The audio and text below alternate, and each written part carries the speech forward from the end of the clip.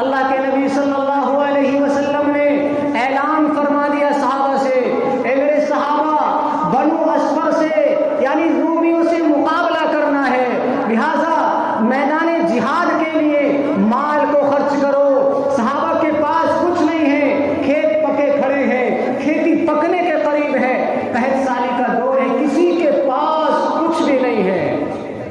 لیکن جب اللہ کے نبی صلی اللہ علیہ وسلم نے چندے کا اعلان فرمایا، جب حضرات صحابہ کو پکارا تو سارے صحابہ تتر تتر ہو گئے، پھیل گئے اپنے گھروں کی طرف، سب دوڑے اپنے اپنے گھر گئے۔ سب سے پہلے یار غار، آپ کا صدیق، محبوب اور لاڈلا، انبیاء کے بعد امتوں میں سب سے افضل، اپنے گھر کا سامان لے کر کے آیا اور تاجدار مدینہ کے قدموں میں ڈال دیا اور کہا یا رسول اللہ یہی ہے میرے پاس، میں اللہ کے راستے میں اس کو پیش کرتا ہوں۔ اللہ کے نبی نے پوچھا، اے ابو بکر گھر کیا چھوڑ کے آیا ہے؟ ابو بکر نے کہا یا رسول اللہ میں اللہ اور اس کے رسول کو چھوڑ کے آیا ہوں، باقی سارا مال میں اللہ کے راستے کے لیے لے کر آ گیا ہوں۔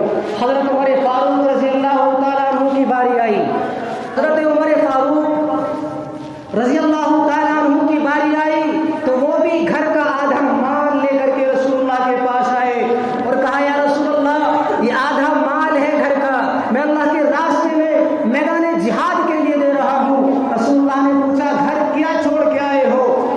عمر رضی اللہ تعالیٰ نے کہا یا رسول اللہ جتنا لے کر آیا ہوں اس کا آدھا چھوڑ کر آیا ہوں، یعنی 1/3 چھوڑ کر آیا ہوں اور 2/3 لے کر آیا ہوں، اور ایک روایت میں ہے کہ جتنا لایا ہوں اتنا ہی چھوڑ کے آیا ہوں۔ اور بھی صحابہ نے اپنی اپنی حیثیت کے مطابق رسول اللہ کو مال دیا ہے۔ یہ تنگی کے دور میں، اسرت کے دور میں، بالکل پریشانی کے دور میں حضرات صحابہ نے رسول اللہ کا تعاون فرمایا ہے۔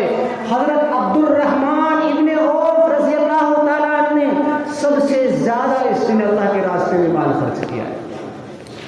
200 اقیا چاندی، 204 8,000 درہم، 8,000 درہم اللہ کے راستے میں خرچ کیے حضرت عبد الرحمن ابن